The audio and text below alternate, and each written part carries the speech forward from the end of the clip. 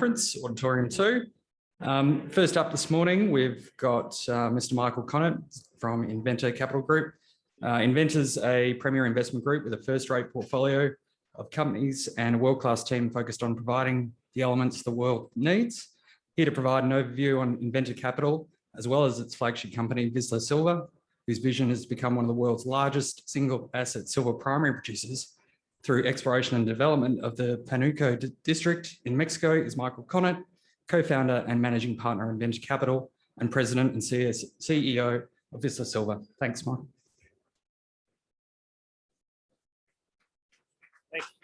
Thank you very much. Very happy to be here today. You might recognize the Inventa Capital logo from the gigantic star in the middle of the conference floor there. So I'd invite everybody after this to come say hi to us. So we've got representatives from our companies and our groups here. Chris Donaldson in the back, who's going to be presenting after me. Liz Monger as well. She's going to be at the booth. And Mike Pettengell from Vizsla Silver. So come say hi to us.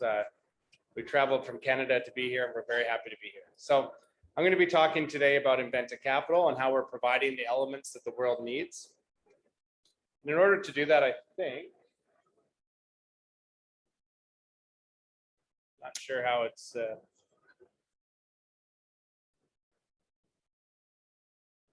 we go.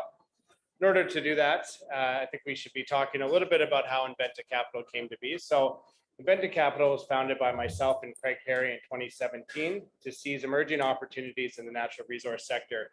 I had started basically in the industry at the very top of the market, 2011, kind of the opposite of what we're at right now. And I'd worked for about 5 or 6 years trying to work with some of the best companies I could find and start my own companies. And I met Craig when he had moved to Canada from Australia and was in the process of starting ISO Energy, spinning that out of NextGen Energy.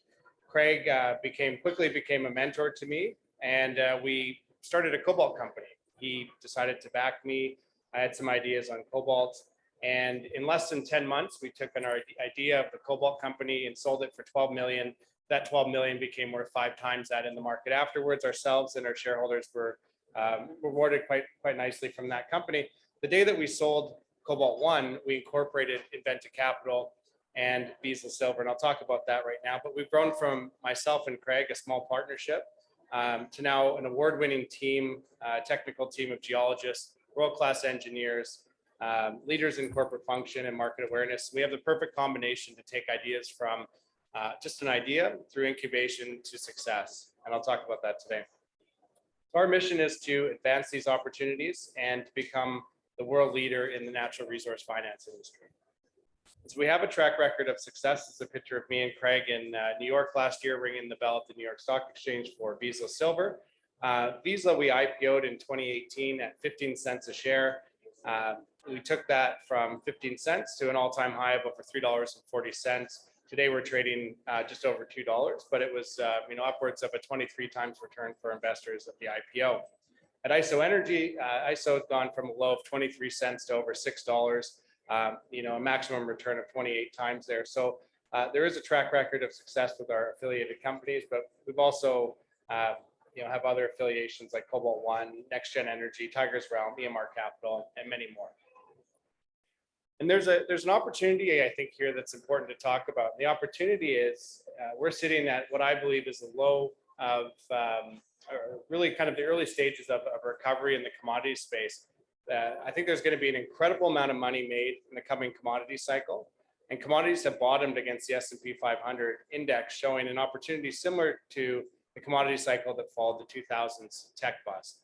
You can see on the chart here, I think it's really nicely described here in this chart, but there's other new drivers here. There's drivers like the energy transition, decarbonization, the banking and debt crises that appear to have created the perfect storm for investors. To see outsized return in metals and mining stocks. And I believe that silver, gold, uranium, copper, nickel, tin, and lithium all look poised to move a lot higher. But there's a problem. And the problem is that, where does one go to find these investments to capitalize on this coming commodity cycle? There's too many juniors out there. The industry has a negative perception in mainstream investment. And during the previous years of zero interest rates, it created an everything but commodities bubble. Investors aren't sure where to go to find companies that will outperform. Many groups are technically strong but lack the corporate and market ability to succeed. Other groups are all sizzle, no steak. We have a solution, and the solution is that Inventa has combined the technical ability of award-winning geologists, strong engineers, and we've combined that with corporate abilities, access to capital, and ability to raise market awareness. Over the last 6 years, we've reviewed hundreds, if not thousands, of projects and selected the best assets we could find for the commodities that we feel have the highest upside. Over the last 24 months, Inventa has completed major acquisitions in our portfolio companies, and we're now very well situated for the coming market. We take a portfolio approach and give investors the ability to invest in our publicly traded companies, focus on the most important commodities. So, I would invite everybody to come to our booth, talk to us, but also I invite everybody to look at buying our stocks here. We have a basket of Inventa Capital companies, and we can talk about them here at the booth, but I'll just quickly describe them. Silver and gold in Mexico, Vizsla Silver; tin lithium in Australia, Tin One; copper in British Columbia, Vizsla Copper; battery nickel in Eastern Canada, Archer Exploration; Coastal Resources is uranium in Saskatchewan. It's the exact same team as ISO Energy. It's trading at 30 cents. Lithium in Targa Exploration in Canada, and gold in Australia. So this is our group of companies, and we'd love to have you come to the booth and talk to us here and invest in our company. And now I'll talk about Vizsla Silver. We talked about it briefly here, the beginnings of Vizsla Silver, and I'll be making forward-looking statements. I should have had a disclaimer in front of the Inventa, but this disclaimer applies for all the previous statements in the Inventa presentation as well. And our vision for growth at Vizsla is to become one of the world's largest single asset silver primary producers through the discovery, development, and production at the 100% owned Panuco Precious Metals District in Mexico. There's an opportunity for investors in Vizsla, and the problem here is that there are very few high-quality silver exploration and development companies in which to invest. The silver space has seen minimal investment over the last decades. Silver is becoming more important. Demand is rising. Supply is dropping. I just got a document that was projecting 130% deficit in the next 7 years for silver, the most impacted out of all the decarbonization metals. We expect higher silver prices to drive even higher silver equity prices. Vizsla has the world's largest undeveloped high-grade silver resource in the top silver producing country, which is Mexico. Vizsla has an expert team, strong financial footing, and huge potential upside for investors at this stage of the company. We believe silver has gone from about $20 recently to over 24 today. I suspect that's going to continue with this, the various crises out there, plus the drivers like electrification, renewable energy, and electric vehicles. We're expecting a major deficit coming here. So the question is, where will stable, large-scale supply come from? Well, Mexico is the top producer of silver in the world. Mexico is home to the world's largest primary silver mines and the world's largest silver mining company, Fresnillo.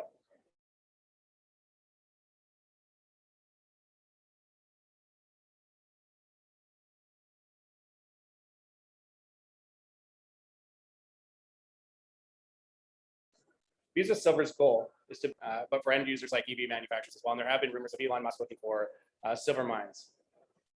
So why Vizsla Silver? Since starting in late 2019, Vizsla has drilled over 250,000 meters. It's a globally significant exploration program. We've done that in a few short years. That drilling and discovery has resulted in the world's largest undeveloped high-grade silver resource. We have significant discovery, but you might think, well, we drilled that much, what else is there left to find? Well, we have huge upside left. We've only drilled 10% of the overall veins in our district and tested only 30% of our targets. We have 90,000 meters expected for this year. And as we're successful and as we continue to find more silver and to find the resources here, we have an expedited pathway to production that's unlike any of our competitors in the peer group. We have 30-year production agreements with the local ejidos and the local groups that live in the area. And we're very well financed, we're well structured as well. The company has over 50 million in cash, no debt, and we're funded through the initial scoping studies. We have 208 million shares outstanding with substantial insider ownership, and we're undervalued versus our peers on an EV per ounce basis. That means high re-rating potential. I like this slide a lot. I think this describes the size here and the scale, and that's really important here. This was a district that was divided in half. I spent a year in Mexico working with the various families and the concession holders to bring this all together. And the result of that is that this has been consolidated for the first time in modern history. It's comparable to these major districts in Mexico, and it's comparable to cities. It's the size, it's bigger than Hong Kong actually too. So, and we've only explored about 10% of the district. Our resource sits on the very far western portion there where you see the blue and red. It sits on such a small part of this district that there's a chance to find many more of these centers of mass throughout.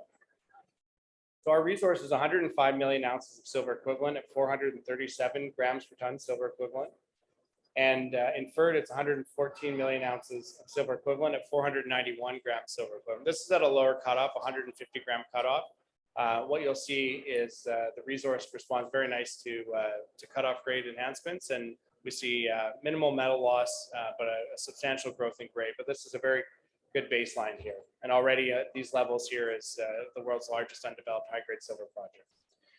We have excellent infrastructure. I talked about that, and we talked about how we compare to other Mexican silver projects. But right now, you know, we do have a very aggressive 7-rig program on the property that's going to continue to put out news throughout the whole year and grow these resources. And we're targeting an updated resource towards the end of this year. And in the following year, likely we'll have our initial economic studies out.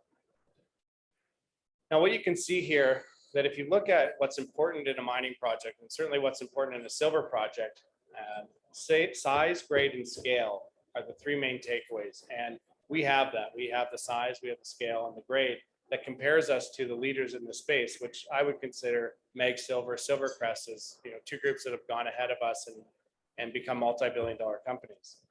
You can see Vizsla in the middle here with the lighter blue, compared to the others.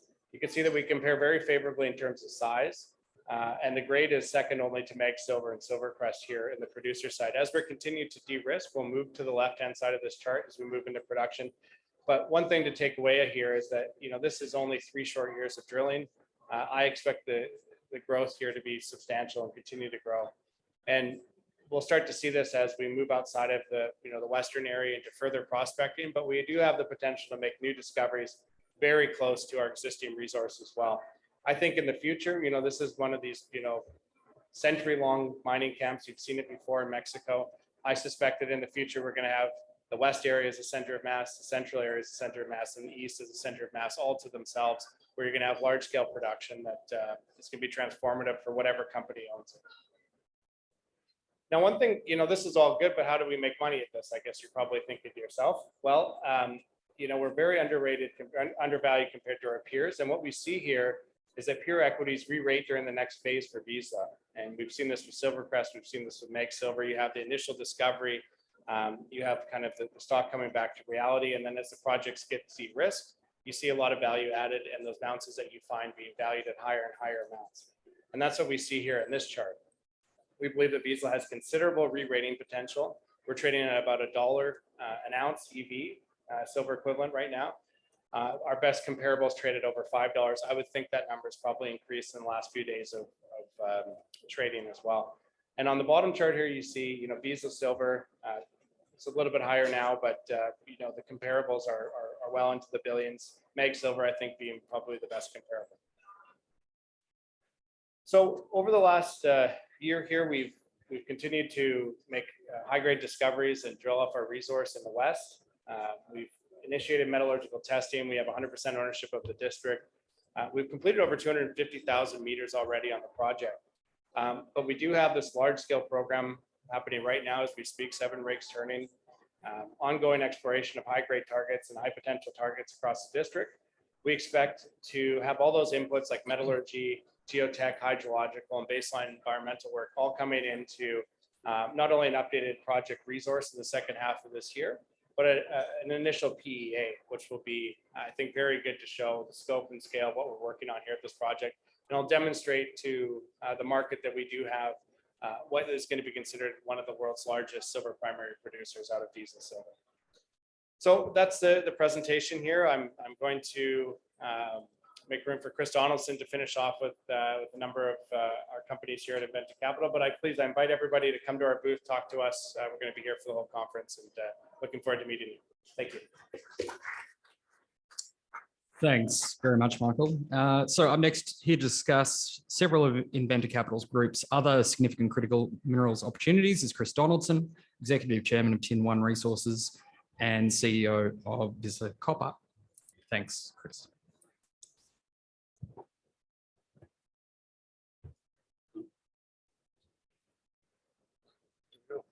Hi there. Thanks everybody for coming, and thanks to the conference organizers for having us here. It's been a great conference so far. I'm Chris Donaldson. I'm going to introduce you to three of the newer companies in the Inventa Capital basket. The first being Vizsla Copper, where I'm the CEO and president. About a year ago, Vizsla Silver, that you just heard from, spun out a couple of their early stage copper assets. And they were exploration assets in British Columbia in Canada, and we formed Vizsla Copper. So first of all, at Inventa, we're huge copper bulls. Copper really is the backbone of the energy transition that we're experiencing right now. I've yet to see any kind of reports that doesn't offer copper in a favorable light in the next decade. So in that vein, we've analyzed probably over the last 18 months, dozens and dozens of copper projects. And in December, we were able to close on a transaction called Woodjam and really start launching this company. Woodjam is located in a prolific copper gold porphyry district in central British Columbia. And that company, or that acquisition, has set us up to take advantage of what we think is a generational opportunity in the copper space. As Mike outlined, we're backed by an incredible team, a team that's taken a number of projects and companies from our size right now into, in some cases, into billion-dollar company, market cap companies. So the opportunity at Woodjam is unique. It's a project that saw a lot of attention up until 2013. Goldfields owned it up until that point. Then they pulled out to focus more on gold. And in the last decade, it really hasn't advanced much. We're fortunate enough to have a historic resource base from which to start with, but we're probably more excited about the potential upside, or the upside that is in this world-class porphyry district. So highlights of the property are its size and location. Woodjam is a district scale. It's 64,000 hectares, of which only 10 to 15% has been explored to date. It's within 60 kilometers of the Gibraltar mine and the Mount Polley mine. It truly is copper gold country here. In central British Columbia, it's an area that's flat, it's road accessible, and it's an area that we're able to drill year round, which is not always the case in British Columbia. That's a huge advantage in time and cost if you're an exploration or development company. So Goldfields spent over $30 million on the project, and that added up to about 120,000 meters of drilling. As such, there's kind of two parts to the story: what we know in the known deposits, which make up the historical resource, and also the upside and the unknown targets that we hope to explore on. So to underpin the project, we have an existing resource of about 1.7 billion tons of copper and almost 1 million ounces of gold. It's divided into three zones, and what kind of differentiates ourselves from BC Copper is that each one of those seems to have a really high grade core. Oops, I think I went too far. Oh, there we go. I think we missed a slide there. Anyways, so in summary, what you should know about Woodjam is that we're going to start our drilling campaign in June of this year. We'll be reconfirming the historical resource and also hitting some of the newer targets that we're quite excited to be on. So VCU, Vizsla Copper, high-grade copper gold project. We're actively drilling in the next couple of months, and it's in a prolific copper gold district in BC. Okay, our second project is the Archer Exploration. I'm not involved at the executive level, but I'm a dedicated shareholder. So who is Archer? Archer is an exploration company focused on nickel, copper, cobalt, platinum group of metals. It's focused on the exploration and development of its nickel sulfide properties in Quebec and Ontario and Canada. The company's flagship asset is the Grasset project, located within the Abitibi Greenstone Belt. In addition, the company also holds a strategically significant portfolio of 37 properties on over 300 square kilometers of the world-class mining district in Sudbury, Ontario. I'll also add that the company trades on the Canadian Stock Exchange under the symbol RCHR, has about 90 million shares out Market cap right now around $20 million, $10 million in the bank. So they're just getting started as well, but tremendous opportunity here. Okay, so the flagship property is the Grasset Nickel project, which it owns 100%. It's got an indicated resource of 5.5 million tons at 1.53% nickel equivalent. Interestingly, the Grasset project was discovered by accident. The previous owner was exploring for gold and did a step out about 500 meter out and accidentally discovered nickel, and that was in 2012. So further work along the trend resulted in the GUC Central discovery, which hosts 950 meter thick favorable stratigraphic package with several horizons of nickel sulfides. More work is going to be done on that in the drill program this summer. But based on the limited work to date, this corridor has excellent potential for multiple deposits similar to that of Raglan, Kambalda, and other nickel camps. So the Grasset nickel deposit has two high-grade sulfide bearing horizons within ultramafic host units. And yeah, the map on the right here, it shows you the horizon 3 in bright red and then horizon 1 in the yellowish green in parallel. The H3 lens has a currently defined 500 meters strike length and hosts the bulk of the high-grade mineralization.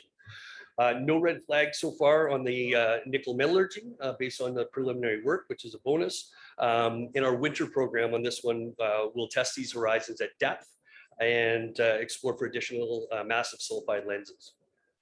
And actually of note there, if you look at the red dot, which is the pilot hole, that's where we'll be targeting the deeper massive sulfides.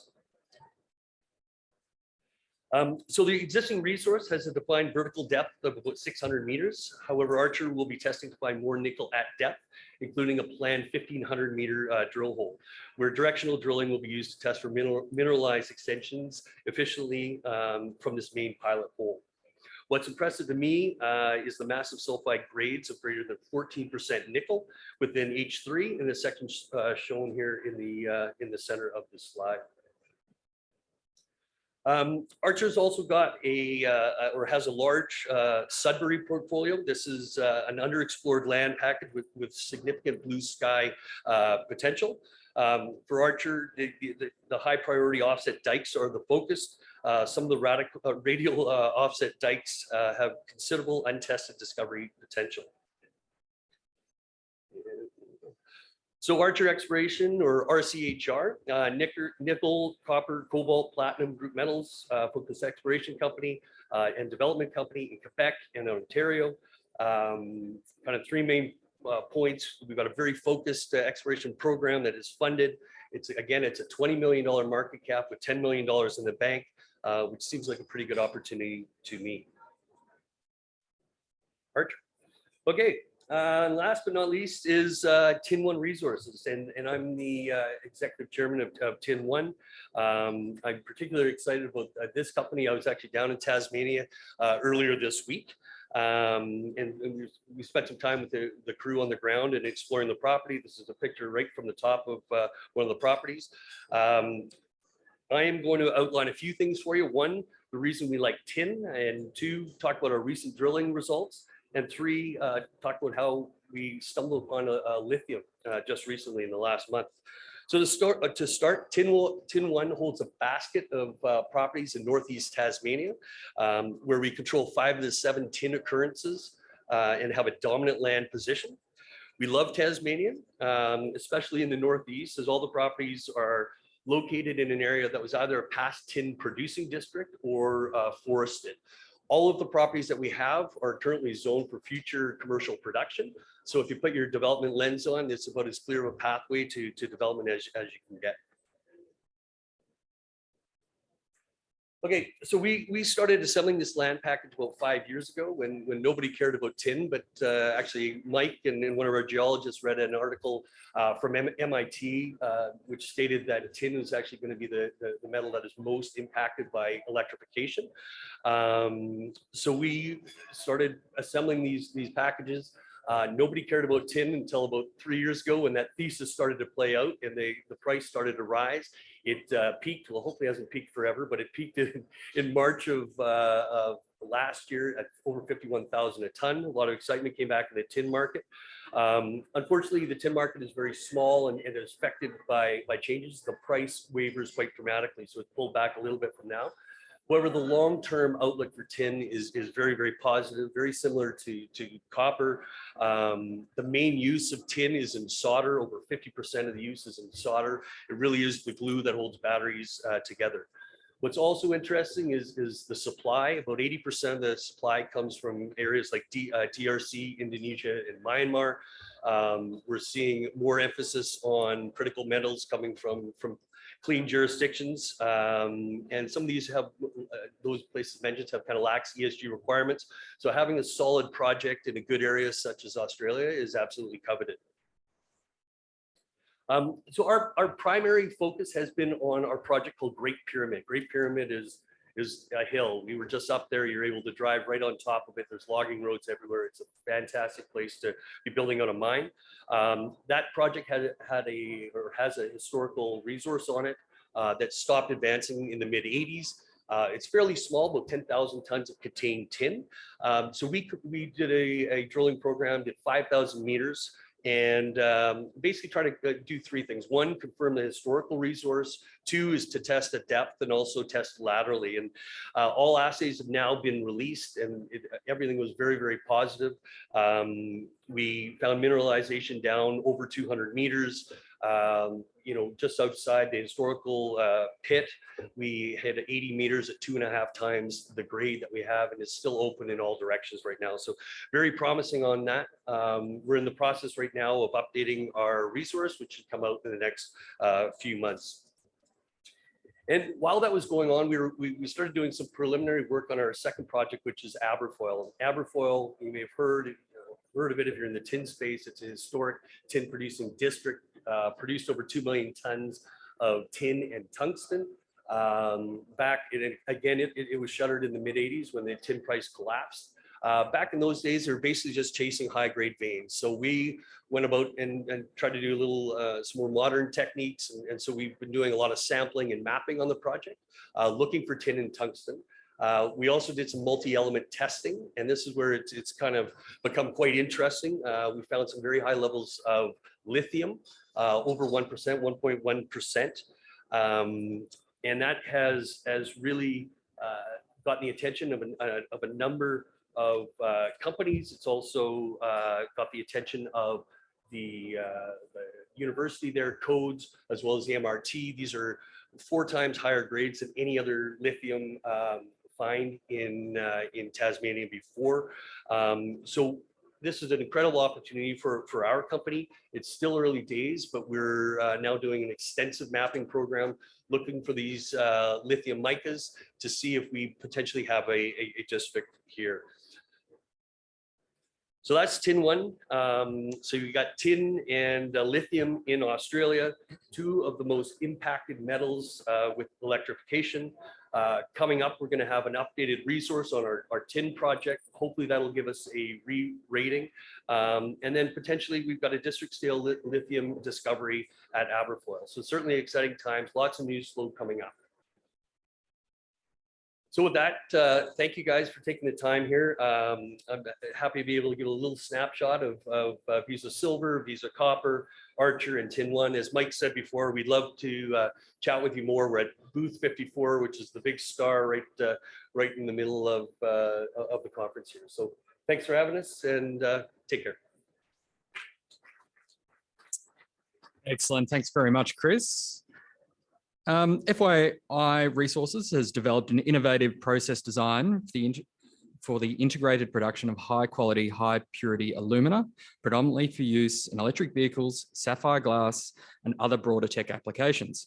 FYI is positioning itself to be a significant producer of 4N and 5N purity HPA for rapidly developing high-tech product markets.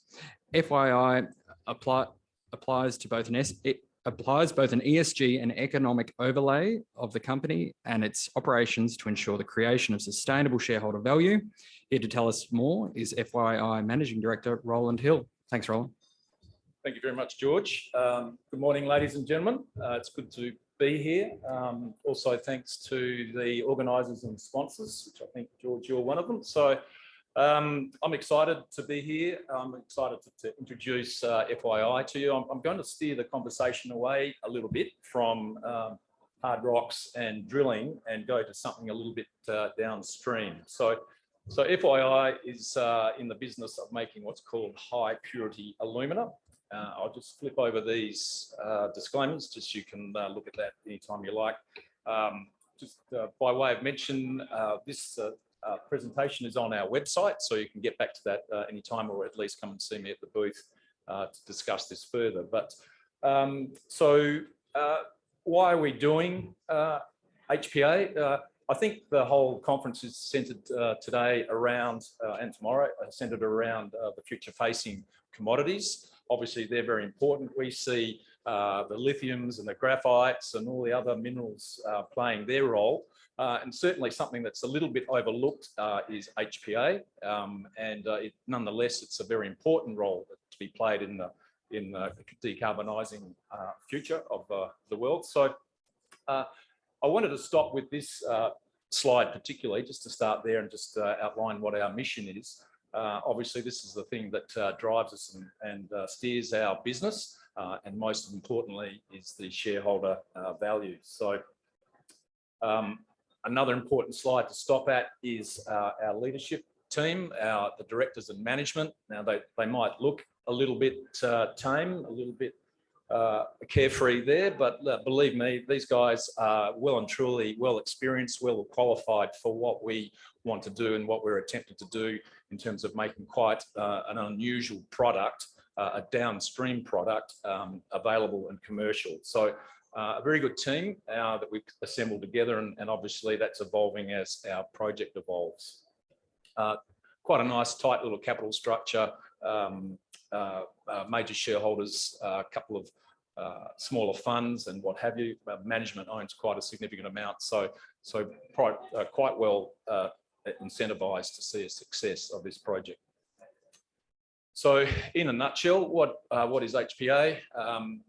HPA plays quite an important role, as I mentioned, in the decarbonising.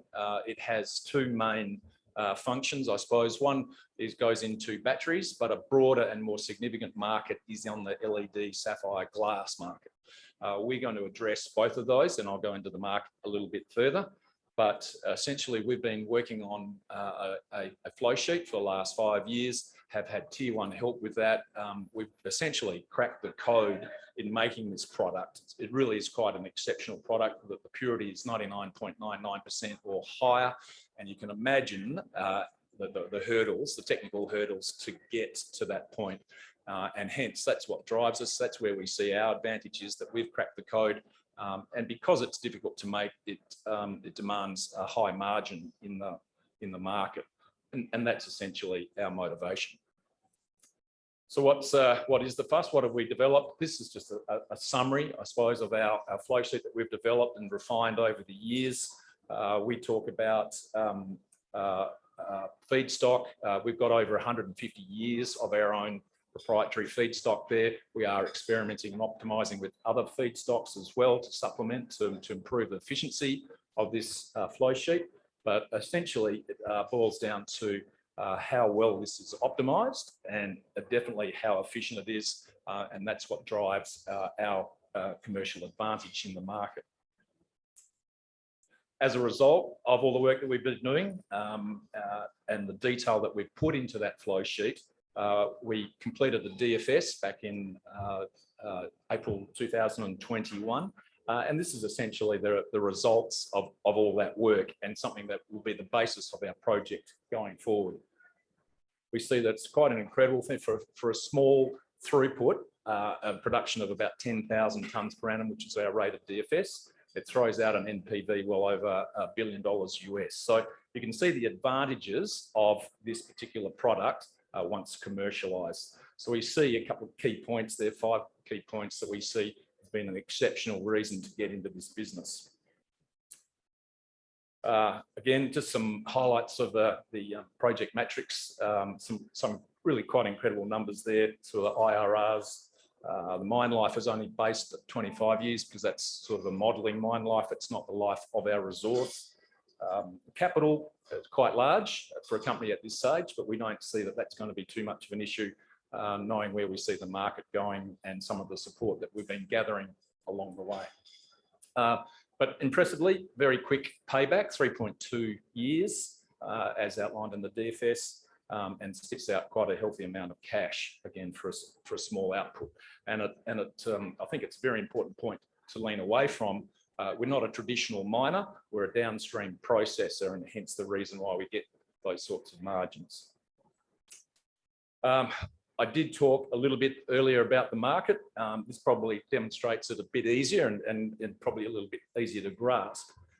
Looking at the graph there, we have two main functions or two broader markets. One's batteries and e-mobility. That presents quite an exciting upside, and you're getting a very interesting theme or thematic here over this couple of days about where that market's going. Some very interesting talks this morning demonstrate that. HPA will follow those markets, certainly on the battery side. But as I mentioned, we do have a more interesting and broader market appeal, and that is on the right-hand side of that graph, the sapphire glass and ceramic markets. Again, the whole world is heading towards decarbonising e-mobility. The whole grasp of this concept is the fact that we capture that. HPA is a key element to doing that, and that is really based on the purity of the material that we make. It makes it so more efficient. So we're also finding that there's some markets and applications that are appearing as a result of this material now becoming more available, and as these markets grow. So down the bottom there, normal HPA markets growing at about 19% per year, year on year. And some selected markets within the sapphire glass is growing at up to 80%. And that's things like the micro LED, which is becoming more and more market accepted, and you'll see a lot more of that. So the market growth looks incredible. Everybody, you don't actually like to see a bad graph, I suppose. So it's all pointing north. But in all honesty, these markets through the sales, this material is growing at a tremendous rate. But just next slide provides a little bit of a snapshot of where we see the market. This is actually a graph that was done by CRU and a couple of other independent groups. It's not our graph, but it does clearly demonstrate that if the material is there, it'll be used. The market sector's growth is quite large. But interestingly, the graph on the right depicts the fact that whilst the current production is in balance, it's shortly to go very, very short on balance. And we think that the timing and development of our project is nicely matched with meeting that deficit of supply. So odds on, by the time we get up and running, we're going to see a completely different market and probably one in our favour. Again, strong market demand. We've been at this for a couple of years now, established quite a few good relationships with some very interesting groups, tier one, both in North Asia, Europe, and now starting in the States. And this is a mixture, I think, between LED, battery, sapphire glass, and some boutique ceramic markets. So we're looking at an overall portfolio. We don't necessarily want to saddle up to one market or another. We see that there's a fantastic opportunity and growth in a lot of different markets, and we will aim to address that in various forms. So what we wanted to do also is align ourselves. The chat this morning, Madeline King, if you were all there next door, seeing it this morning, she had put forward a very good case about how the government needs to be aligned with customers, interested people, but also the development of these critical minerals and commercial minerals. It's absolutely key, and this is where we think that HPA and what we're doing will certainly fall in line with all that government policy, and we'll see a lot more attachments to that through government assistance, government direction, But it has to be both ways, of course.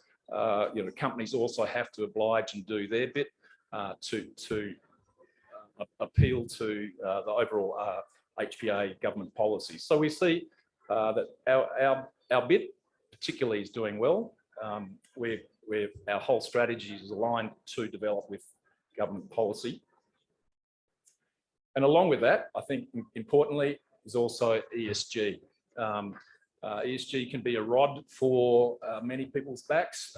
It's obviously a very controversial thing. We see it as being absolutely critical to what we're doing.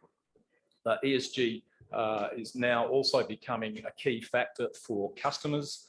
They want to know the transparency and production of the product. They also want to know the provenance and traceability of material that is made, manufactured, transported, and delivered to them so that they can on count their ESG factors. So we're spending a lot of time on ESG. We see not only is it an important thing to do corporately, but we also see it as a very important thing for the quality and assurance of the product itself. And the way that the market is going, I think that'll probably even translate into a premium product above what we're doing already. So in summary, I just wanted to summarize the points that we're trying to do with the company, with our product, and what we're trying to do on a global platform with ESG. We're certainly partnering with tier one groups. It's a product that is not well understood, but those that do know it well. And we're certainly aligning our business model with their interests. It's a robust model. It's fully integrated. We control 100% of the project, all from mine to market. It's something that we see as going to be a growing interest. We have projects planned for growth. WA is our focus, but there are also global aspirations for us as well. So, and along with the ESG, we see that we are a best-in-class investment. So that's it from me. As I mentioned, this project and presentation is on our website, but also happy to talk further about it. For those that don't know HPA particularly well, I'm more than happy to give you a one-on-one on that at a later date. So thank you very much. Appreciate it. Thanks very much, Roland. Mr. Bruce Malouche is a highly experienced mining engineer and managing director of VRX Silica. VRX Silica is an emerging high-grade silica sand producer aiming to service glass-making and foundry industries in the Asia-Pacific region. The company's Arrowsmith North project is on track to commence production in 2023. Thanks, Bruce. Thank you. Thank you for this opportunity from the sponsors and event holders here. It's looks like this could be a serious event in the future. Disclaimer there, I will have a couple of forward or future-looking statements. Silica sand is the most used and consumed mineral on the planet. About 50 billion tonnes a year gets used. About more than 49 billion tonnes of that goes into concrete. But it's one of these products that you are surrounded by at home. Your whole life you're surrounded by silica sand one way or another. In the home, you've got windows, paint, tube lighting, bench tops, LEDs, mirrors, fiberglass bath. Your TV, laptop and monitors got LCDs in it. All of these are silica products.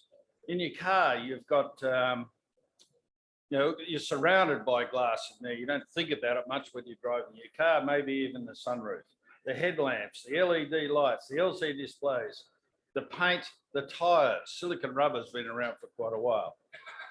And if you start talking about the renewable industry, solar panels, both the top and the bottom panels are glass.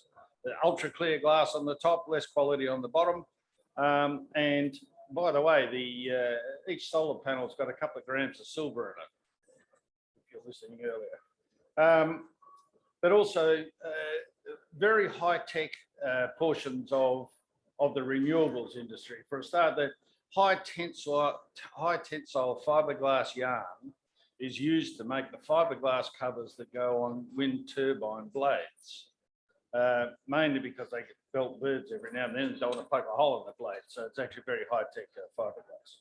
But it's a product that you're surrounded by and don't think about. And we've got a lot of it. We've got a number of projects. They're all in Western Australia. We've got 4 projects there. These are very large. We've got over 1 billion tonnes of sand. We don't need to go looking for sand. There's no exploration risk here. And it is we've got the most advanced non-private silica sand projects in Australia. We're ASX listed. We've got mining leases over 3 of the projects, and environmental approvals and permitting is well underway. I'll get on a bit of detail on that when I get to the other projects. We've got Arrowsmith North, which is 270 kilometres north of Perth, and that'll lead the way, and that's our approvals are well advanced there. And we've got another project, Muche, which just sits outside of Perth. Arrowsmith North will produce a very high quality foundry sand, but also sand that is suitable for making glass for automobile glass, flat glass, container glass. Muche is a different proposition. It's a different quality sand, and it's suitable for making glass, ultra clear glass. Now, the greatest demand for that is the piece of glass that goes over solar panels. And that's a market that's growing at about 30% per year. Every glass manufacturer in the world wants to be making ultra clear glass, but you have to have the quality sand to be able to make that glass. Muche has that quality sand. And we've got over 200 million tonnes there as well. It'll also last over 100 years.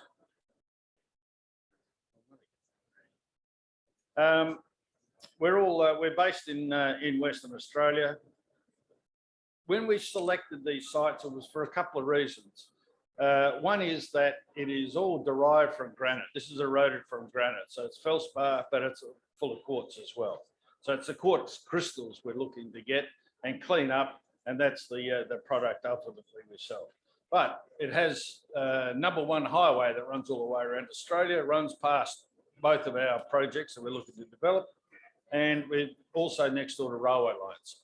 Ultimately, for export, this is a bulk product. We've got to get it on the railway line, we've got to get it to a port and export it. We also have 2 gas pipelines run past our projects. Now, Western Australia is a little bit different to the rest of Australia.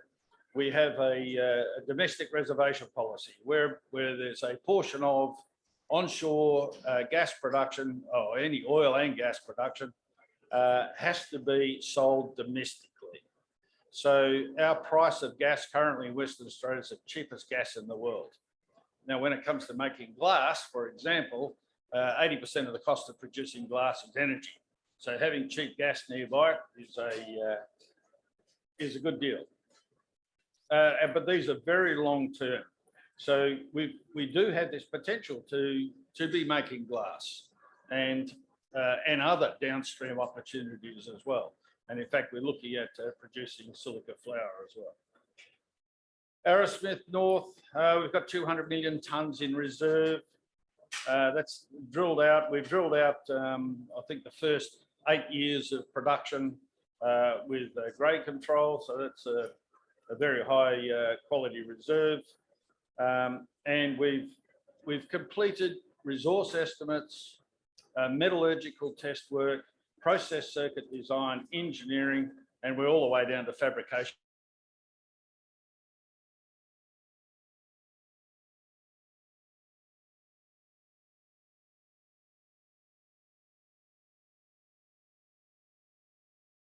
Drawing. So we're ready. When we get to, we've had a number of discussions now with the Geraldton Port. The Geraldton Port is about to start a $350 million port expansion program, and that includes a dedicated storage area for us. There's an opportunity here to have a hybrid gas and or solar power supply. we've just completed an MOU with a company that is investigating us getting access to gas directly from the wellhead. So it is after it's dewatered, but before it's compressed, we'll get power from that. It is the cheapest power solution you could possibly get. Approvals, environmental approvals, no doubt are the greatest hurdle we've got to get over. Now, there's a couple of reasons for it. One, we're clearing native vegetation, but it's also about 350 hectares. Now, the EPA is fully aware that they have never granted a sand mining concession over such a large area. So it's a big decision they've got to make. They've got a lot of scrutiny. They're not particularly well resourced to be looking at this sort of project. So it is pretty slow going and frustrating as hell. We lodged our second to last project description just before Christmas last year. We were assured recently that it requires no further work and it's ready to go to public review, and it's about to be published, and we're waiting on a response to confirm that, and we've been waiting about several weeks to get a letter. So, which is very frustrating, but that's you would think it's not very far away. It then goes to a public environmental review for 4 weeks, and then we have to address those comments, and then it goes to final assessment or a recommendation to the minister. We've spent some time talking to the minister. When it hits his desk, he'll deal with it quick smart. Arrowsmith Central is another project we've got up that way. It's at stage 2 of the process. We've lodged in June last year, we lodged an environmental scoping document. That's a fairly important document. It describes all the studies that are required for the department to make the assessment. Now, if they accept that, you don't have to do any more studies, but you may have to expand on the studies you've already done. But we're waiting for a response on that one as well. We're doing something a little bit different. And this has also thrown the EPA into a bit of a quandary. We're looking to rehabilitate by taking out a slice of the topsoil using a modified bucket on a front end loader. It picks that up and it puts it back to where you've just been mining almost immediately. Now, it's been demonstrated, there have been trials of this particular technique, although nobody's using it on large scale projects. But this has been trialed, and it is by far the most superior method to get the best rehabilitation response. So we're looking to use this on our projects. And particularly when you look at, this is Arrowsmith North, all this scrub up here is about waist high. The root systems only go 200-300 mil down, and we're looking to take a 400 millimeter slice. So it gets all the root systems, all the little invertebrates, but it keeps the topsoil intact. So don't replace it, you're transplanting it. So it gets good response. Muche, this will follow. This is also subject to EPA approval. However, all the work we've done at Arrowsmith North reflects on Muche. So every study that we've done at Arrowsmith North that's been required by the EPA, we have repeated here at Muche. So we're ready to go. Once again, this is about 400 hectares we'll be applying for here. It'll have about 200 million tonnes. It's 50 k's north of Perth. It's got, once again, it's got a railway line next to it. The same #1 highway runs right past it. Same gas pipelines run past it. Water we'll have to access from the Yarragadee, which is down about 600 metres. It's a long way to go, but there's a lot of water there. We've been granted the mining lease and a couple of miscellaneous licenses for access, but this can produce a sand that is in incredibly high demand. We've got 65 companies that registered an interest to buy this, 45 from China. But everybody wants this because this is the sand you have to buy to be able to make ultra clear glass, particularly for solar panels. So everybody wants this. I think we've got requests at the moment for about 13 million tonnes a year. We can't even produce that. And in fact, all of our work at the moment is to set up there to produce about 2 million tonnes a year. But it's got great potential for manufacturing glass. It's very similar countryside, but the recalcitrant species here are the little grasses and sedges that you see around the bottom. The taller trees there are Banksia. They can be propagated easily, and we tube plant them. It's really the grasses and sedges that you've got to deal with here. Our VDT project, our process there deals with these grasses and sedges far better than anything else. The processing, it's quite simple, but key to it, in fact, is attritioning. Now, attritioning is an agitated slurry where the grains rub on each other and you polish these little quartz crystals. The cleaner you get the quartz crystal, the better sand product that you end up with. The rest of the process is just to get rid of the stuff that you rubbed off the grains. So it's only fresh water, no chemicals involved in it, no toxic. There's some chemicals in the thickener. And then it's screen it and you've got a final product. We take our ESG responsibilities quite seriously, and we're always looking at opportunities to engage with our stakeholders. And we're also actively looking at ways to reduce our power requirements and energy requirements. And we're also looking at alternatives to try and use low emissions for low emission energy sources as well. So we're actively on that all the time. We've got a number of initiatives. We've been shortlisted for a grant from the state government. We're in the process of completing the paperwork on that. That's for $2 million to produce silica flour. Silica flour, the main market there is LCDs, and there's a hot market for it. And what we've found is at NYSE, we can take a particular size fraction there, and we can, it's about 80 ppm iron. Now, iron is the enemy when it comes to making very high-tech glass. And what we found is we could process that into a flour and in fact get it down to 50 ppm. So it's about 4 nines silica and 50 ppm iron. Just before Christmas, we were published in an Austrade publication, the Critical Minerals Prospectus. Austrade use that whenever they have trade delegations, they take this prospectus with them and promote the companies that are within it. We're in there for both Arrowsmith and NYSE. VDT, we're actually conducting a trial, we're setting up to conduct a trial at NYSE, mainly see how we can deal with those taller trees. We've made 3 applications for geothermal power. Some of the hottest rocks in Western Australia happen to be right underneath our projects. So we've made those applications a year ago. We're still waiting on a response for that. And very importantly, looking at this, getting power directly from the wellhead. The Waitsia and Bahara Springs gas field is right next door to our Arrowsmith North project. And in fact, the gas field runs underneath our project at about 4,000 metres.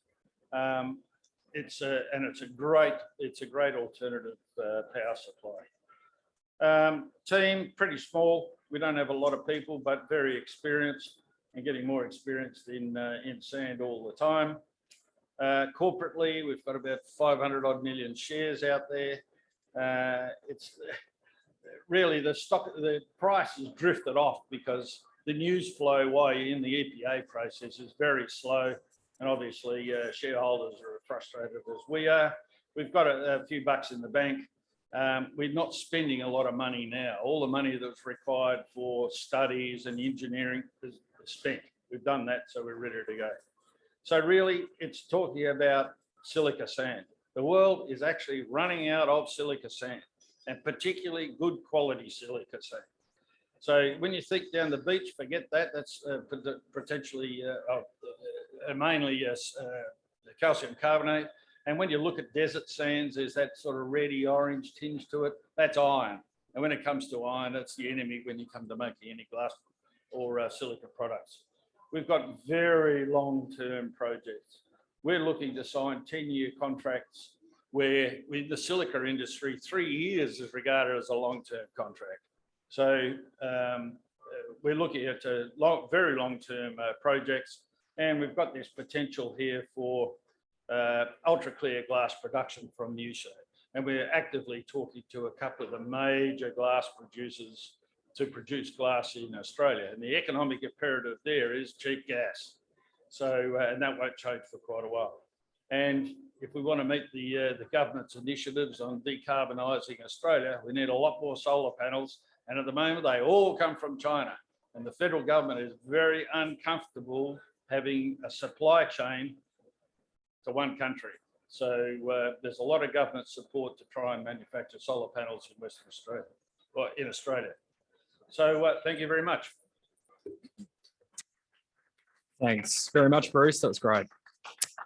Listed in 2007, Zenith Minerals is an exploration company focused on lithium and related base metals. The company aims to explore and monetize its existing projects while simultaneously assessing new opportunities in the battery mineral space. In the near term, Zenith is hopeful of defining resources at 2 of its Western Australian lithium projects. The company also continues exploration at its Split Rocks and Red Mountain gold projects and Devlin Creek base metal project. Thanks, David. Pleasure. Thanks very much, George. Thanks very much for the organisers.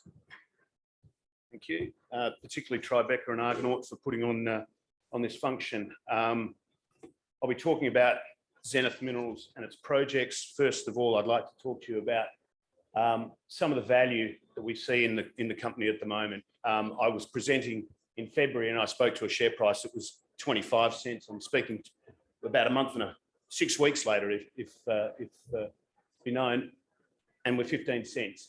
Our enterprise value after cash and stock that we've got sits at about 43 million. And putting that in context with what we're doing, our Erahidi joint venture project that sits with Rumble Resources, 75% shareholder, is valued at about 42 million. So you're getting my lithium projects and the base metal projects for $1 million. So we think that we've been rather oversold. Irrespective of that, the market cap of Rumble is about 130, and therefore, you know, by definition, our 25% is worth about $42 million. So with that said, we've got two major projects on the lithium side, and in Hayes Hill, we've just recently picked up, which is a nickel lithium potential. And at Split Rocks, we've also got gold there, and at Red Mountain and Devlin Creek, we've got a resource on the copper side. This is just a map we've done of what's going on in the lithium market, and we heard a bit about it this morning in this morning's briefing. But essentially, we're mining two of the most significant top 10 projects in WA. At Split Rocks and Waratah Well, you obviously can see from the projects that there's some production down at Kemerton and at Kwinana, and then you've got the producing assets. The explorers, on the other hand, there are 10 projects of significance, and we've got 2 of them. So at Split Rocks, we've got 660 square Ks of territory, and you know, we've got more work. We've been doing most of our work out there.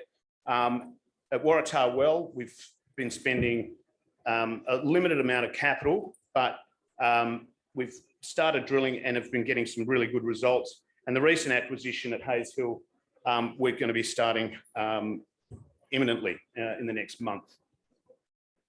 These are some of the results that we've got. In 2022, we ran 100 holes into the asset. The best holes were 26 metres at 1.2, 10 metres at 1.7, 13 metres at 1.9. And you'll see in this that it's a shallow bearing, easy dipping deposit. And we've drilled a number of holes into it, which has warranted, you know, further follow-up. 2023 program is just defining these targets and drilling in the follow-ups. So what you see there is really what's taken up in the northern part of the the deposit. The Rio project is where we've been drilling mostly. And you'll see that on this second slide, up to the north is where every single hole has gone into the Rio project. So we've done a lot of soil sampling down to the south, and you'll see in A1, A2, A3, significant areas of interest, but particularly this Cielo deposit that we've taken soil samples, we've done significant work down there, and we expect to get a new target, a drill target in there. So when you consider that over the 660 square Ks, there's a lot of potential for us to further define and develop a resource. You'll see also that the Mount Holland Lithium project, obviously that's well known to everyone, the covalent joint venture with Wesfarmers and SQM, is just to the south. And so there's, we're highly confident that we've got some ground worthy of taking forward. So we'll be going on with that. We've got some test results due in now, about, I don't know, 10 or 12 holes remaining from the assays, but that'll contribute to defining where we go next. But we really want to dip into that Cielo target. This is at Waratah Well. Obviously, we haven't done a lot of work here. We've got about 250,000 tonnes. It's a petalite. It looks interesting, needs more work, but we can, from some preliminary studies and work that we're doing, work on a direct shipping ore out of that. So it's just inland from Geraldton, so we can put it on a truck and get it out reasonably easily. So the 4 holes have given us encouragement. 10 metres at 1.4, 6 metres at 2%. So the grades are good. We need to do some follow-up work in that, and that'll be coming up in due course. This was a new one we picked up. We picked up a 100% option on the project. It's got 2 exploration licenses and 3 ELAs.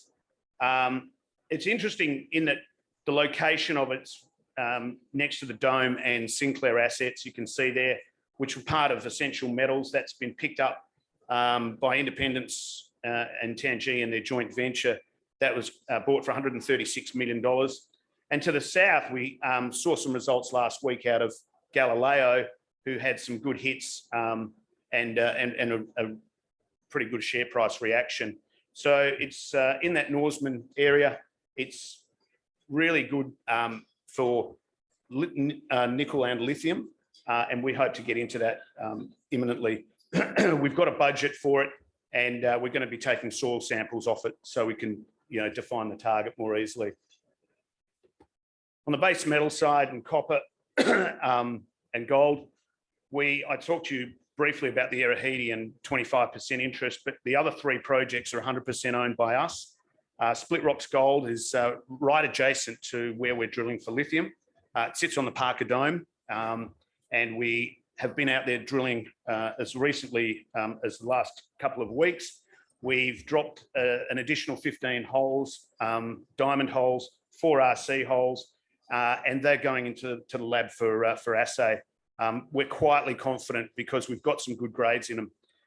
Red Mountain Gold, we've got some good initial hits. We'll do some more work. There's rigs going out to Queensland now for Devlin Creek and Red Mountain, and it was only through the fact that it's been the wet season, and so we've deferred our drilling, and we were doing that commencing in April this month. So that's what we've got here at Dulcie far north at Split Rocks. We've drilled it out, not extensively, but enough to give us some good encouragement. We had some really good hits in initial drilling, 12 metres at 6 grams, 5 metres at 10, 12 metres at 2.86. So the mineralisation's over a 460 kilometre strike. And we're doing some infill drilling now. That's the result of what we've, the previous drilling that we've done and the results we've got. So we'll be able to get these back. The 15 holes that we've done diamond holes in is going to help define that. It's really important to us to either monetize these assets or dispose of them. And we're going to find out really quickly because we don't want to just hang on to things for the sake of it.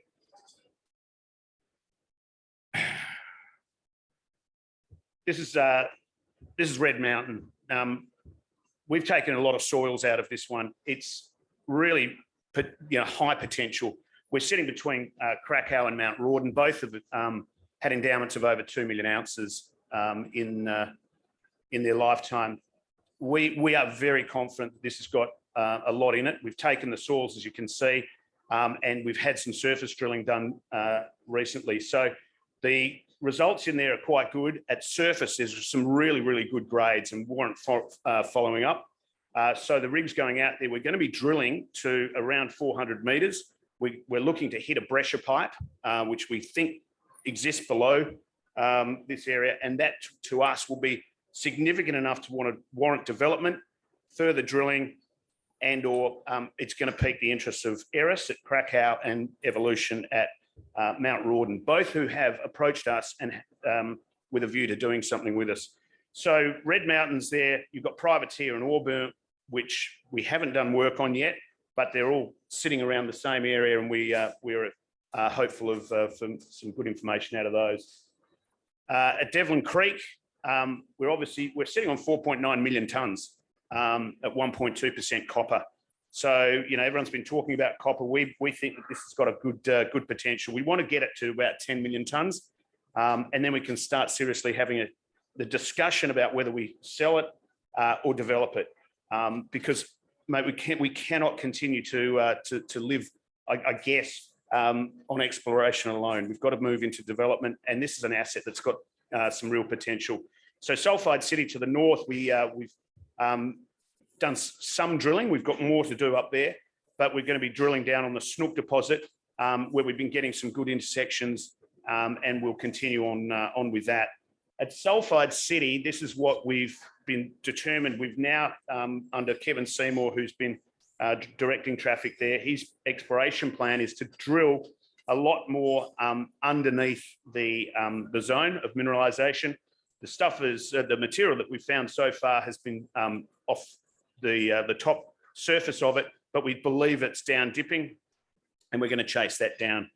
So we think that there's enough potential within that to get the 10 million tonnes and more.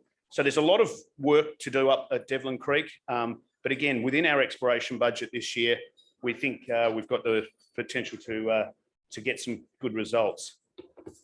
Erahidi, look, it's 25% shareholding. We're free carried in it. We farmed out some years ago to Rumble Resources. I've obviously been drilling it out. There's a lot of potential in it. And, we're waiting for them to come out with their maiden zinc-lead resource. We think it's going to be considerable. We think this is a world-class deposit, and we have a preemptive right over it.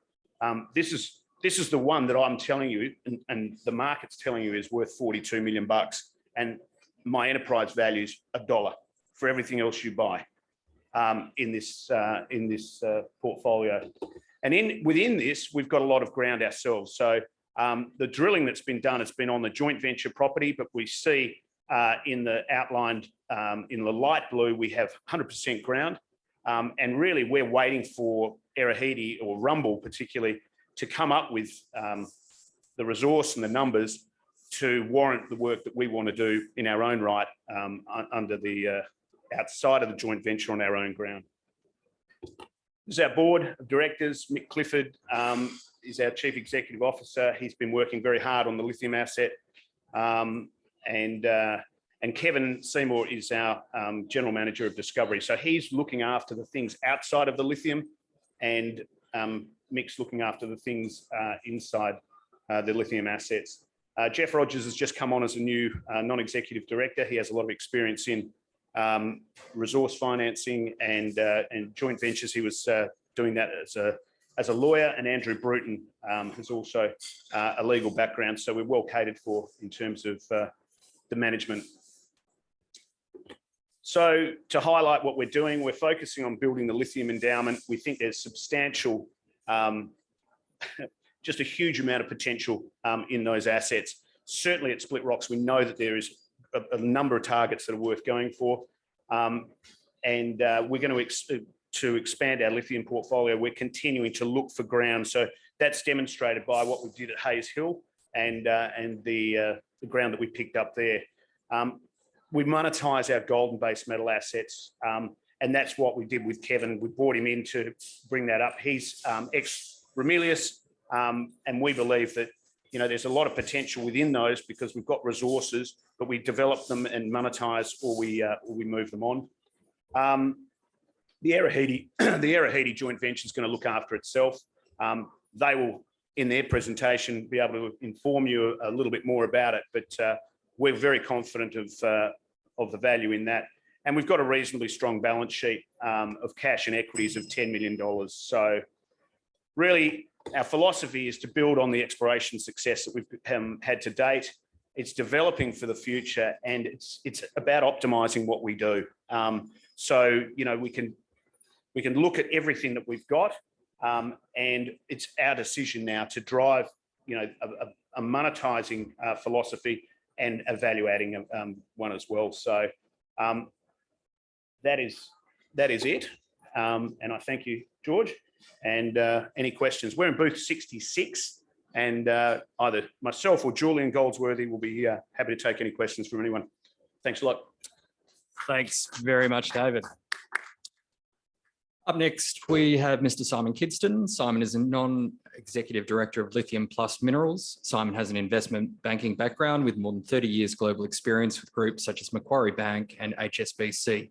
Lithium Plus is an Australian lithium exploration company with key projects in the Northern Territory. Thank you very much.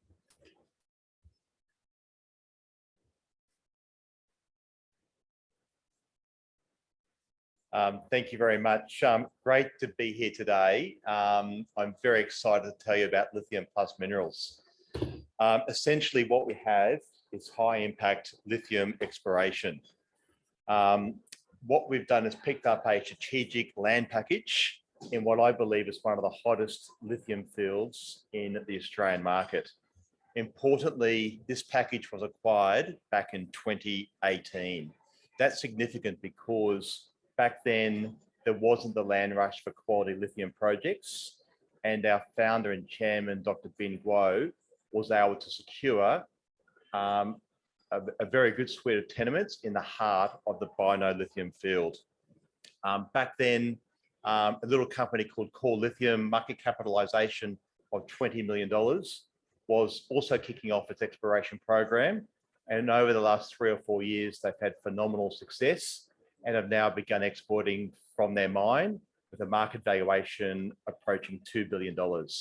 So we think our neighbour has demonstrated the prospectivity of this tenement package and a clear route to commercialisation, and we're following in their footsteps with an aggressive exploration campaign. So this is where we are. We're just outside of Darwin, a short drive, less than 50 kilometres away. So very, very well located to the nearest Australian port to the Asian markets.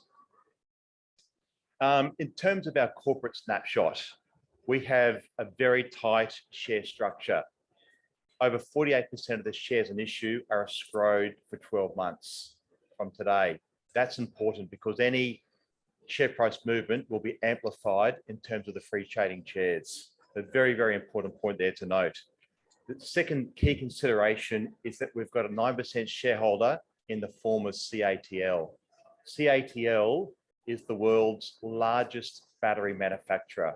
They're one of the biggest companies in the world, domiciled in China, and we believe they're a fantastic partner to work with as we commercialize our tenements. A tier 1 battery manufacturer partnering with Lithium Plus, I think provides a key route to commercialization for any tons we identify on our properties. Market capitalization circa 25-30 million provides the leverage investors are looking for to benefit from the long-term change as the world decarbonizes and switches to electric vehicles. And finally, we're well capitalized with $6 million of cash to prosecute an aggressive exploration program through the course of 2023. We're going to be super active drilling out these properties to define our maiden JORC resources.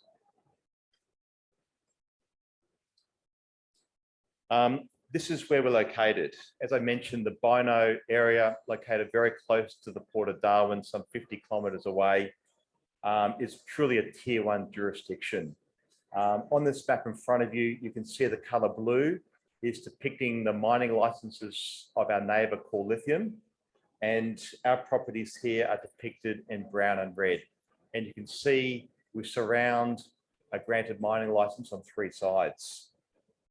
What we've done here is targeted outcropping pegmatites, and we've been very aggressive last year drilling out those. In fact, we drilled 2 locations, and on both locations we made discoveries of lithium-bearing pegmatites. Last year we drilled 10,000 metres of RC drilling and almost 2,000 metres of diamond, and that focused on scout drilling and infill drilling. So our first drilling was located at a prospect called Lay. That's our first discovery. We're now in the process of doing infill drilling as we on the pathway to define our maiden JORC resource.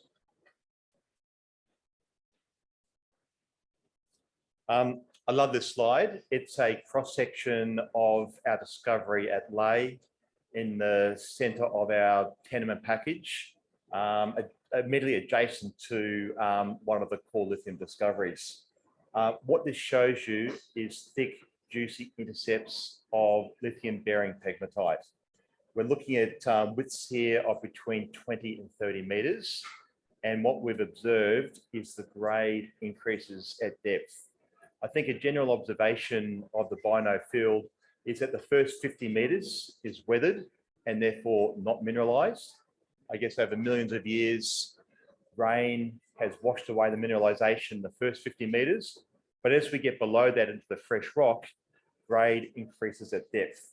And we're looking at here at sort of 1.3, 1.4, 1.5, 1.6% lithium. The deeper we go, the better the grades. So we're very excited by that. It clearly demonstrates the potential for this to become the first of our mining operations. And during the course of our drilling campaign here at Lay, we stepped further back to the east, and in doing so, intercepted a parallel mineralized pegmatite dike. So we reported our first results on that last month, and that was an intersection of 8 meters at around 0.8%. And I believe as we get deeper, I'd expect that grade to increase at depth, along with what we've observed elsewhere in the lithium Bino field. So very, very exciting for us as we follow up on this first discovery. I talk about continued success because everywhere we drill, we've intersected these mineralized pegmatite dikes. And what we've observed and what our neighbour called Lithium have observed is we're looking at dikes here that are traditionally between 200 to 500 metres in length, somewhere between 20 and 30 metres in width, and tend to be open at depth. And we're also observing a number of parallel structures. So literally, we've got outcropping pegmatites. We'll drill below that to get to the mineralized fresh rock, and that's where we're making our discoveries, and we'll continue to follow that very simple exploration model as we drill out these properties. But this discovery to the east, it's merely 160 metres from our first discovery at Lay, and we're very excited that we'll drill this out in coming months and hopefully define more JORC mineralization as we drill out during the course of this year. I've mentioned a few times our proximity to core lithium. This is a broader picture of the Bino lithium field. I do genuinely believe that this is one of the most prospective lithium provinces in the Australian context. In terms of our properties, we're depicted here in pink, core lithium in orange, and essentially following the exploration model that's been cracked by Core is proving results for us as it did for them. In the case of Core, they've identified almost 19 million tonnes, grading 1.3% lithium over 5 deposits. So typically these deposits are smallish. We're talking 1, 3, 4 million tonnes per deposit. And what Core successfully did was develop a central processing hub from which 5 deposits feed in to produce a very profitable mining operation in their case. So we believe that's a model which we can follow. It's proven successful for them, and I've got every reason to believe it will be successful for us.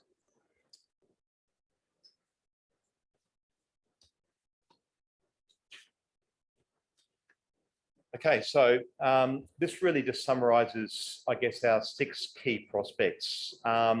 Within these 6 prospects, we've probably got 25 plus targets, and we've spent the last 12 months or so proving these up so that when the wet season lifts at the end of this month, we'll be ready to be on the ground to aggressively drill out these prospects. Importantly, all of the early stage work has been completed here. So we're talking about soil sampling, has told us where to drill. We've down the ground penetrating radar. We've walked the ground and we're now ready to drill. So initially we'll do RC drilling and we'll follow up with diamond drilling. That's, and as I said, the first 2 prospects we drilled last year produced discoveries. And I'm very hopeful that as we drill out these further prospects, we've got the very strong potential to make further discoveries during the course of this calendar year. This one I'm particularly excited about. In fact, Jules and Perseverance are quite close to each other. And what we've observed here is that historical workings have, there's I guess, an analog between where there's been historical workings that have been focused on tin and tantalum. We tend to find that a very good place to look for our lithium projects. In fact, this is where the lithium pegmatites outcrop. It also coincides with historical workings that, combined with the, I guess, the soil sampling we've done, really enabled us to focus in on the key places to drill. So it becomes efficient for us to target our drilling for maximum impact to make these discoveries.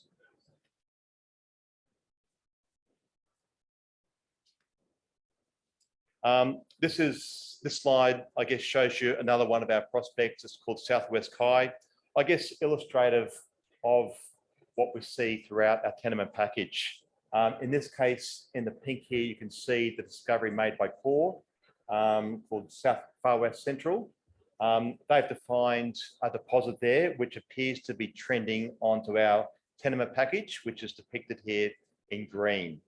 All of, I guess, the groundwork and the soil sampling indicates that continuity onto our tenement. So we're looking at potentially 500 meters of mineralized pegmatites coming onto our land, and you won't be surprised to hear that that will be one of our red hot targets during the course of this calendar year. So, we've had 4 or 5 months of wet season in the Northern Territory of Australia, which has meant that ground conditions weren't suitable for drilling. But the wet season is finishing, which means that in a few weeks from now, we'll have our drill rigs on the ground, proving up the strong potential of these tenements.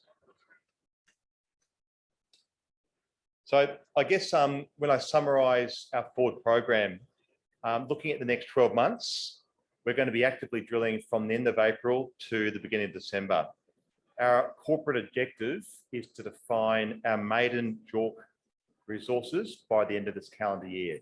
And I think that's eminently achievable. And I think the proximity of these leases to infrastructure, particularly port, power and road, means that tons we discover in the ground, in my view, are very likely to translate to mine tons. So that's our program over the next 12 months. It's going to be super active, a lot of drilling, which will drive our share price. And of course, being well funded with $6 million of cash, we've got the capital to be able to prosecute this aggressive exploration strategy. Just a few words on CATL. I mentioned at the start that they're a tier 1 major battery manufacturer. They're also a 9% shareholder in Lithium Plus. That relationship is important. In fact, it stems from our chairman, Dr. Bin Guo, who has a long-standing relationship with the chairman of CATL. So whilst initially the relationship commenced financially through their investment at the IPO, we believe there's a very good likelihood we can work with them collaboratively to talk about ways to commercialize offtake arrangements and provide a clear route for us to commercialize the discoveries we make. And clearly, with the largest battery manufacturer in the world, my view, they're very hungry for lithium, which means I think there's a good chance we can negotiate good terms from them to finalize those arrangements. So a very, very important relationship. In terms of our board, there's just two individuals I'll pull out here. Firstly, Dr. Benguai, our chairman. He's a geologist. He's spent the last 20 years based in Australia, but has traveled the world looking at deposits globally. He's got a very good track record at identifying lithium projects, and I'm prepared to back him with my reputation to prosecute the development of these tenements with him and the rest of the team. Of my background, I'm a former banker, as George said in the introduction. I spent the last, well, initially with Macquarie Bank and HSBC, but the last 10 years I've been focused on building a renewable energy business, which has now deployed $1 billion of capital in the Australian market in solar, pump hydro and wind. On the ground, we've got Dr. Bryce Healy, who's leading our exploration team. He worked with Ben back in the day at SRK, and together they've got a very strong technical capabilities to really define these projects for us. I won't dwell too much on the broader thematic. Clearly, the world is decarbonising. The long-term transition to electric vehicles means there is going to be long-term structural demand for lithium. And we believe our projects are well placed to supply into that over time. So I guess if you sum it up into 6 points, why would you consider an investment in Lithium Plus? Well, firstly, I think you'd have to say that location is key. Being less than 50 kilometres from a major port provides us with a low cost, good infrastructure, which means low cost mine development. Secondly, we've got fantastic geological prospectivity. Effectively, we're following in the footsteps of Core Lithium. They've cracked the geological code, and we're following in their footsteps as we drill out our deposits and define our maiden JORC resources. Thirdly, we're going to be super aggressive with our exploration campaign in 2023. And we know as investors, news flow drives share prices, and we're going to have lots and lots of news flow. Fourthly, our relationship with the world's leading battery manufacturer provides a clear route to commercialization. Fifthly, I'd like to say that we've got an experienced board with a track record of delivering for shareholders. And finally, we're in the right sector. So clearly the world is decarbonising and we're well placed to supply into a growing market. But thank you very much. Thanks very much, Simon. That's great. Up next, Lindian Resources CEO Alistair Stevens has 35 years mining industry experience and is a critical and strategic commodity sector specialist with specific expertise in rare earth metals. Today, Alistair will discuss Lindian's high-profile Kangankunde rare earth project located in southern Malawi. Thank you. Cheers, Alistair.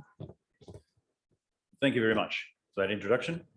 And thank you, Vertical Events, for this, what is a stunningly successful conference. And thank you very much, both Tribeca and Argonaut, for being the major sponsors. Today, I'd like to present Lindian Resources and its assets. And I'm nicknamed this project, the rare earth project, is called Kangankunde. Except a lot of people have trouble pronouncing it, so I nickname it the King. And I hope I can prove to you why I think it's going to be the King of rare earths.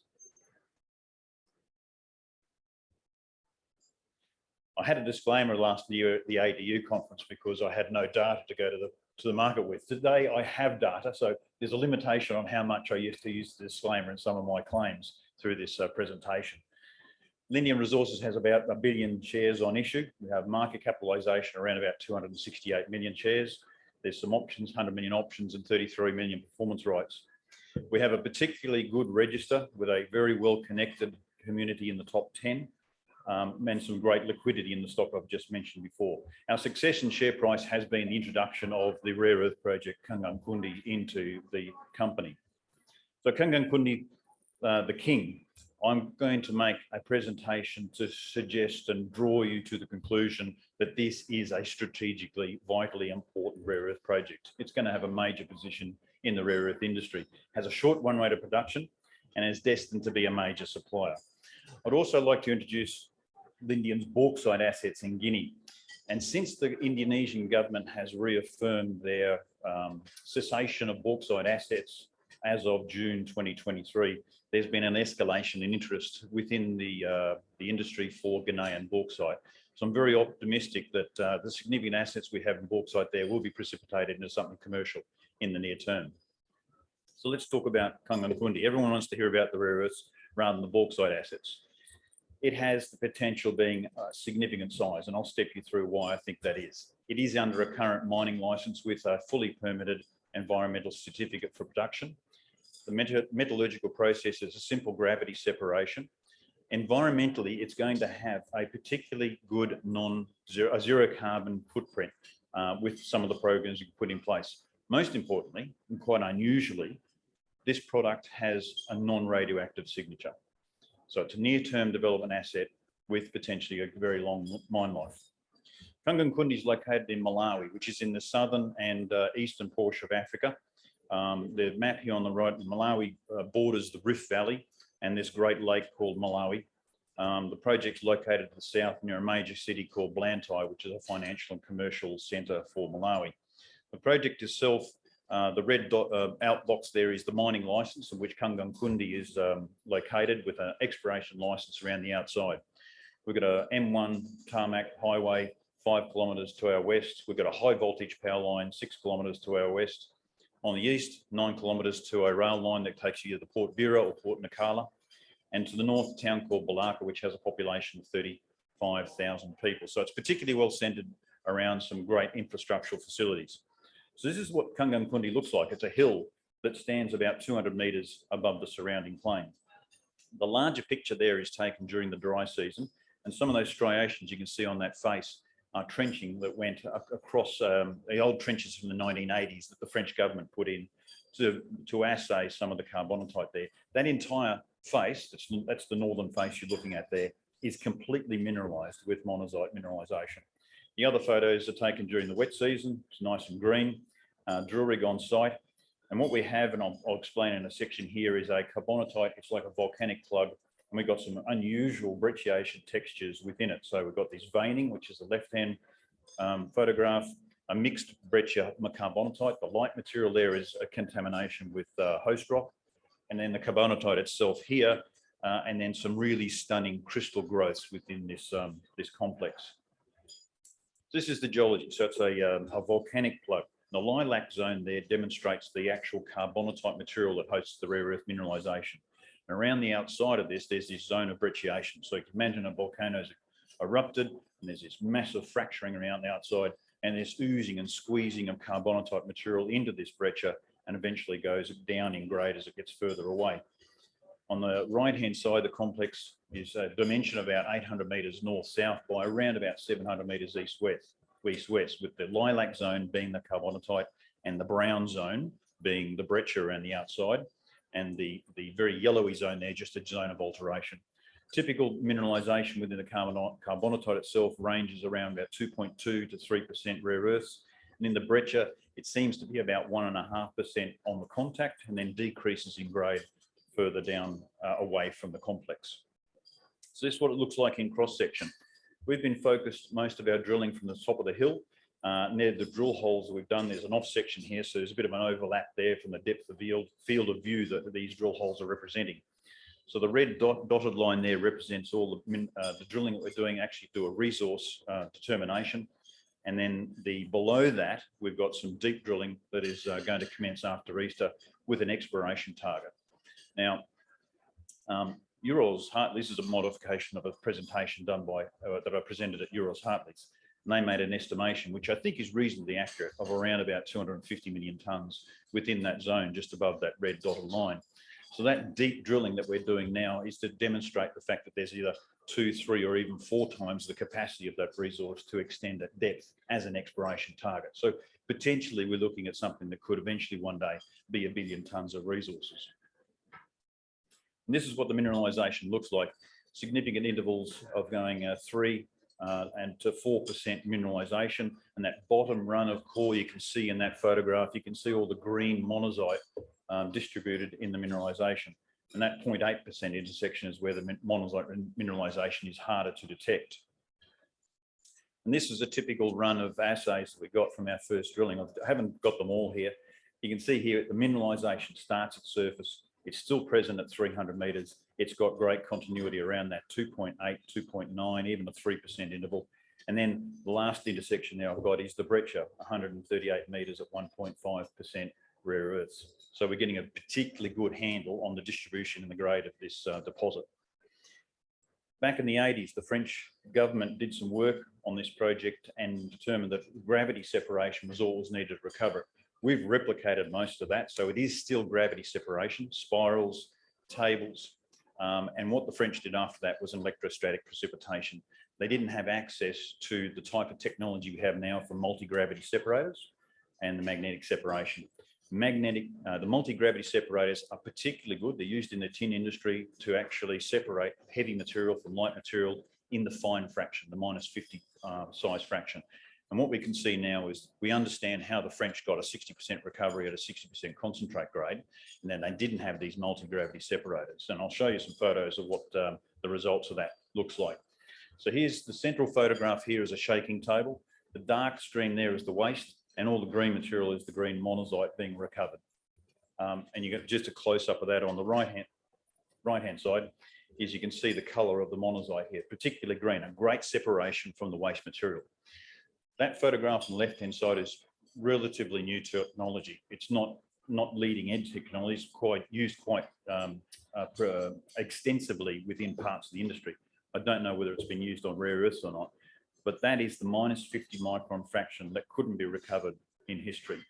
That bucket to the top there is brown, and that's the waste, and the bucket to the bottom of that photograph is monazite being recovered out of the multi-gravity separator. That has made a particularly big impact on our recovery and the quality of the product that we can produce. So it's been a particularly good exercise. We're still convinced we can now just use water and gravity separation to recover the monazite from this project. So what does it look like?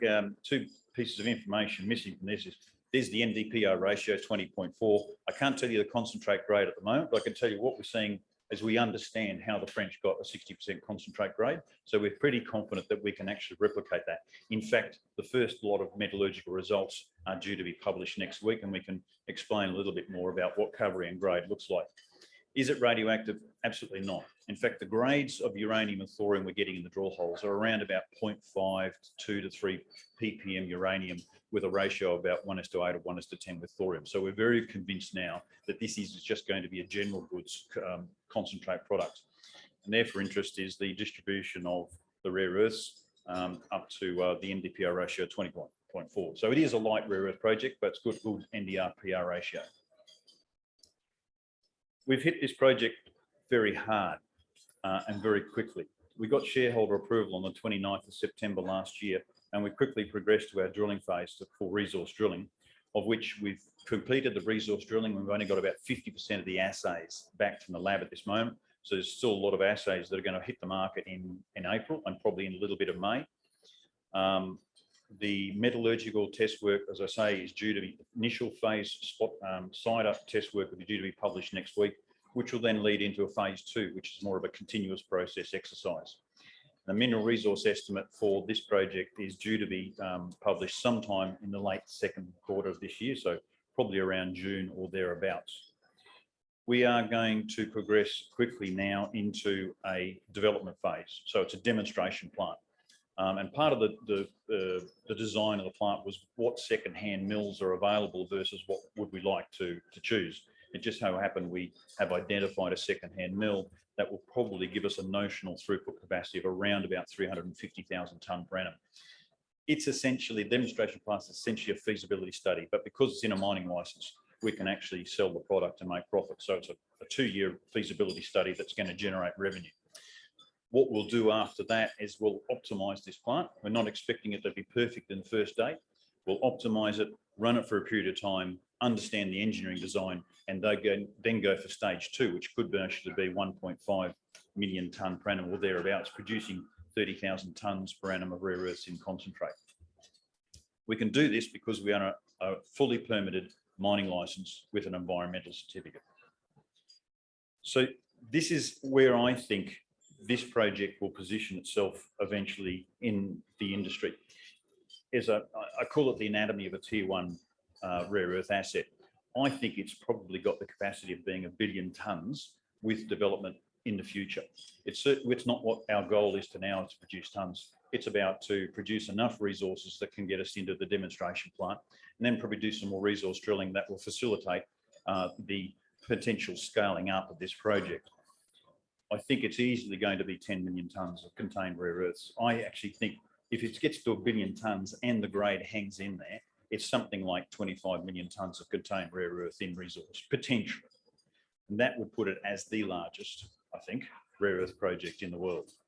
Has a good NdPr ratio. I think what we're seeing in our test work at the moment is we can see a pathway to actually getting 80% recovery, because the initial test work has been particularly good. And we're understanding, as you do in metallurgy, when you go through these exercises, the learning exercises are particularly useful on guiding where you think you can go. We do understand where the French have got 60% grade from now. And if you think about, when you look at the monazite, it's green, and that's green because it doesn't have contaminants in it like iron or thorium or uranium. And the density of thorium, uranium, and uranium are quite heavy, so we don't have that in our concentrates. So therefore, with lower purities, we're expecting a higher purity grade concentrate. So I think there can be some improvements on the 60% grade that I'd like to elucidate perhaps next week when we get the results. It is non-radioactive, and the best outcome I can give from that from a technical perspective is it's just magic, but we're happy to have it non-radioactive. Don't particularly understand why it's non-radioactive, but we're happy that it's not. And that is a great value proposition for this project. It will have a zero carbon footprint. In fact, you look at the potential of the environmental footprint of this project. If we can get hydroelectric power sourced from the main power line, and we can do water only treatment and recovery processes, and we can convert a light vehicle and a heavy machinery mobile fleet that is electric powered, we are generally looking at a zero carbon footprint project, or at least a net zero carbon footprint, along with the fact that we're non-radioactive. And that in itself is a great value proposition for products that go into carbon abatement strategies and their environmental footprint outcomes. Where could this project potentially land in its output? The resource potential of this project, I think, means that it'll have multi-generational capacity to produce even 100, 150,000 tonnes per annum of rare earths over 100 or 200 years. And that's looking at the core of the carbonatite, with the breccia being longer term resources for centuries on that could be processed by future generations. So does the positioning of this project growing in capacity along with market demand, doing 100 or 150,000 tonne per annum, have a negative impact or a positive impact on the industry? And I've heard some people say, you're going to kill the rare earth industry by producing so much. Well, I think it's exactly the opposite. It's not. This is an enabling project. If you grow the output of this project progressively as market demands, you won't affect price, you won't affect value. And in fact, if you're a magnet manufacturer or you are an electric motor manufacturer and you want to make significant investment into products that have a poor value chain or risk in the value chain, you're not going to make that investment. This project enables downstream manufacturing of magnets and motors outside China to be facilitated. And in that process, it doesn't squash the rare earth industry, it actually facilitates growth. And other rare earth projects will only prosper in the value chain, increasing diversity of supply. So I think this project is going to be one of the most important projects that will balance, not compete, but balance the supply chain and the risk management from Chinese. And I think they'll appreciate that, because I think there's some supply chain and supply issues within China if you read between the lines, because the demand that has been presented to us for high volumes of rare earths would indicate that there's possibly not enough rare earths in China to supply market demand going forward. So, ladies and gentlemen, I'm Alistair Stevens, and this is Lindian Resources. Thanks. Thanks very much, Alistair. That was great. That's the last presentation in this session. We'll reconvene at 1:30. Thank you.